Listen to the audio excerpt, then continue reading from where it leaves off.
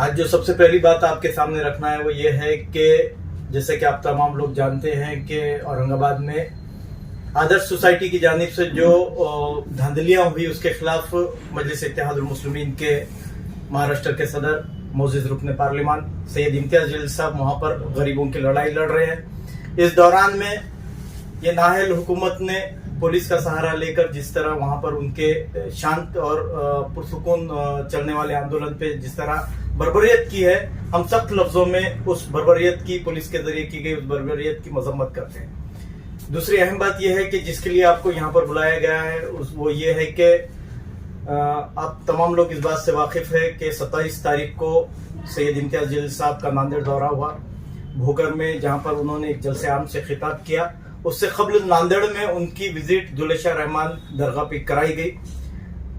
पिछले कई दिनों से वहां के जिम्मेदारान बिलखुसूस हफीज साहब सैयद इम्तियाज जलील साहब के राब्ते में थे और उन्होंने मुसलसिल उनसे बातचीत की और वहां की जो दुल्हे शाह रहमान की जो जमीन है उसकी 35 एकड़ जमीन पर जो ईदगाह और दुल्हे शाह रहमान दरगाह की जमीन जो है उस पर जो लैंड माफिया की जानिब से जो इंक्रोचमेंट हो रहा था उसके ताल्लुक से उनको तमाम तफसील बताई गई। इससे कबल भी सितंबर 2018 में इन्हीं जिम्मेदारों ने सैयद इम्तियाज जलील साहब से मिलकर उनको तमाम तर यहाँ के वाक़यात बताए थे और 2018 में सैयद इम्तियाज जलील साहब ने चीफ मिनिस्टर से नुमाइंदगी करके इस मामले की तफसील उनके सामने रखी थी और 1 महीने के अंदर ही चीफ मिनिस्टर के आदेश के मुताबिक वक्फ बोर्ड के सीईओ को वहां पर इस मामले की छानबीन करने की के लिए कहा गया और छानबीन भी हुई, लेकिन उसमें खातिर खा रिजल्ट नहीं आया और रिजल्ट नहीं आने की वजह से आज भी वहां पर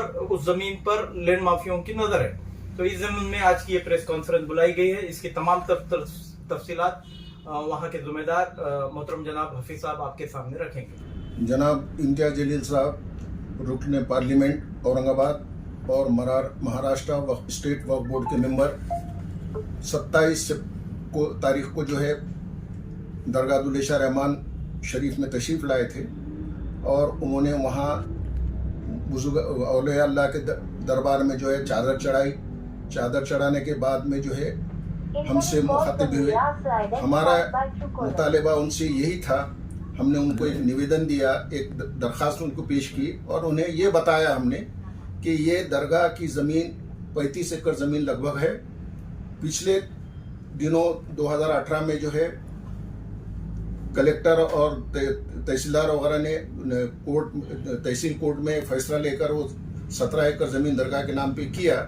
बाकी अब जो दरगाह मस्जिद और ख़बरस्तान है इसकी 12 एकड़ ज़मीन जो है वो फेरफार करके सरकारी पट्टा की गई है।